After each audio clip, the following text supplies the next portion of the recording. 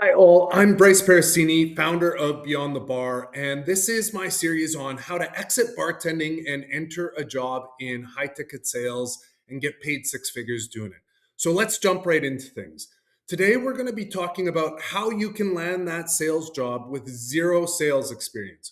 We all know from the previous episodes that bartending is a sales job. You just have to position it as such. So let's get into things. So, what do you do when you have zero experience to land one of these jobs? Well, you don't have zero experience. Every single shift you're selling. If you didn't sell, there'd be no revenue. There'd be nothing would be getting moving, right? So you're selling every single shift how to show employers that you are a skilled salesperson and worth taking a shot on. So, the first thing is reframing your experience because every single night you're using your sales skills. Every single night you're hitting those sales targets. Your manager is saying, "Hey, we need more of this wine sold. Hey, this fish is getting, close to the end of its life. We need you to push that." Every single night you're making sales. So, sell it as such. When you're talking to a potential employer, make sure they know the numbers behind what you're doing. And you're upselling every shift. You're selling more expensive bottles of wine, doubles. You're selling, steaks instead of chicken burgers. That is a sales skill. Make it known. You're creating relationships that increase the overall sales of your bar. You're making repeat customers out of people. And these regulars are a sales skill as well. Creating that relationship is important, not just in bartending, but in sales as well. And of course, every night you're collecting cash. Every time someone closes a tab, it comes naturally to you. But in sales, you're always asking for that close. And so that's something that you're going to be able to do without hesitation and quite easily in this new career. So, what are those roles? We went over some of these in the previous episodes, but what does it look like? So, the most natural way to get into sales is as an appointment setter. And a lot of times that's just shit setter for short. And it's a commission first role that is literally setting appointments for the closers. So qualified or unqualified leads are landing on your calendar and you're making sure that they're qualified.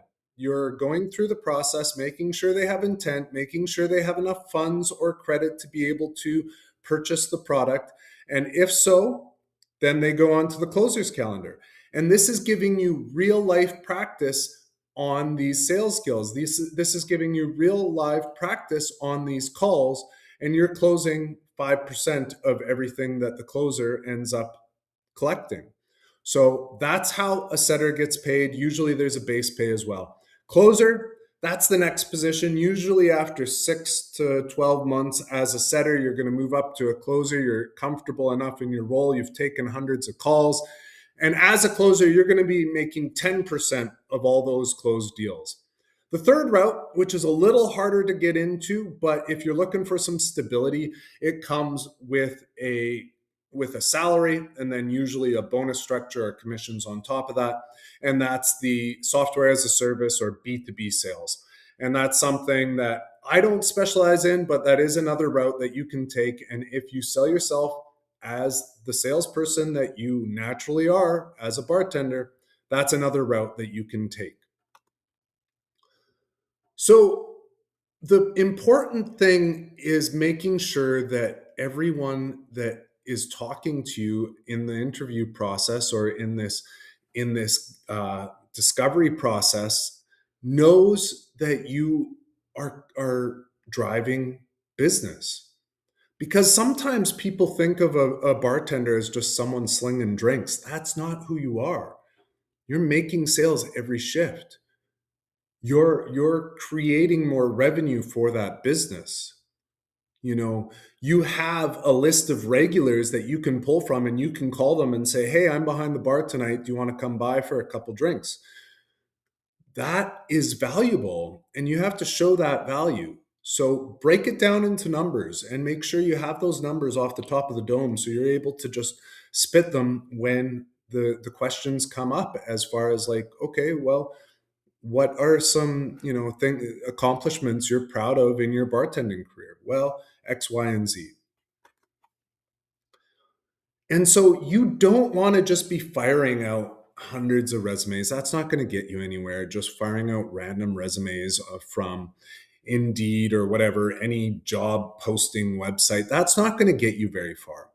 You want to go direct to the founders, direct to the sales managers, to the agency owners, and show your value. Record a short Loom video and say, hey, introduce yourself. Hey, I'm this person, and I've been bartending for the last 10, 15 years. And these are the accomplishments that I think are important when going into the sales role. And if you'd give me a shot, I can prove my value. Let me, set some calls for you. Let me get in the door as a setter. And, I'm ready to work hard to move up the ladder in this organization. I believe in what you're doing. And let's talk.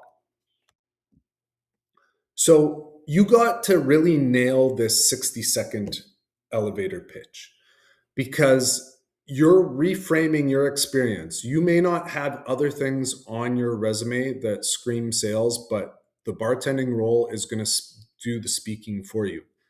So instead of saying, I just bartended at this location, then this location, then this location, you got to say, I was driving revenue. I was increasing sales. I was bringing in regulars, and put numbers to all of that. And so, and these communication skills that you're building as a bartender are so, so important in sales. So showcase that. Showcase how you communicate when you're sending over those videos to the hiring manager or offer founder, whatever that may be. Show that your communication skills are on point and that you're ready to get on the phone and make revenue happen for these people. So so many bartenders, when they come to me, they say, I've never sold anything before. But you have. That's a lie. You have sold. You've closed thousands of tabs and you've generated hundreds of thousands, if not millions of dollars in revenue over the course of your career. The only difference is the product. Instead of selling beer, wine, spirits, food, you're selling coaching offers that are $5,000 to $50,000. And so instead of getting that 20, 25%, if you're really good, tip, which essentially is a commission check, you're getting commissions off your sales in these high ticket products. So that's how you're going to be making your money moving forward. And why should they take a risk on you? Well, you got to make it risk free. You got to show them that, hey, I'm willing to put in the work. Just give me a shot and I'll prove to you my value. I'll prove to you the sales skills that I've built behind the bar, and you're going to be begging me to stay at, say, the end of a 2-week trial period. So action takers are money makers. What are 4 things you can do this week to get that sales job?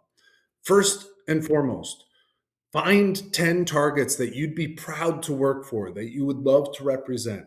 Write them down, write down their Instagram handles, try and find their emails, and look for those people. Write your 60-second elevator pitch and get it really dialed in. This is why you want to work with me, XYZ. Get that really dialed in, because they're going to ask why they should choose you, and you have to be ready for that.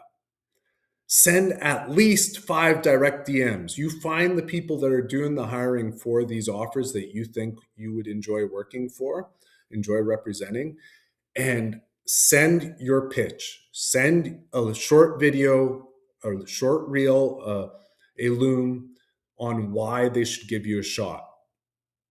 And then prep a story about how you have built your sales career behind the bar, because really it's a sales career. So build that story and be able to tell it like the storyteller that you are. Bartenders are great storytellers. Everyone loves the bartenders. So Make them like you, make them see the value that you bring to their organization. So before you send that first message, you're just know that you're going to hear no a lot. Sales has a ton of no's. The best closers in the game are hearing no 60% of the time. If you have a 40% close rate, you're never going to go hungry. That still means 60% of the time people are telling you to kick rocks. So set the setting position, as we had talked about earlier, is your foot in the door. So set your sights on that, and then one day you're going to grow into a closer. That setting position, the first month or two, you'll make $2,000-$3,000. Months 3 or 4, you're going to get up to kind of that 4 or 5,000. Months 6 or so, you'll be at that $5,000-$6,000 mark and ready to hit closing. And in closing, you're making $8,000-$20,000 a year or a month. So be ready for that growth. Be ready for the first couple months to be a little bit lean, but you're going to be growing. You're going to be learning. So just keep consistent in your outreach. Keep that mindset that every no is one step closer to a yes. Just remember, you don't need any further experience because your work behind the bar is experience. You just need to show them the evidence that you are a professional, that your experience behind the bar is valid. So do that. Follow along, subscribe to my channel for further tips on how to get out of bartending and land that six-figure career. And comment below if you want to talk further, because this is what I do. I help people get out from behind the bar and get beyond the bar. If you want to work together with me, drop a comment, I'll reach out and we'll have a chat.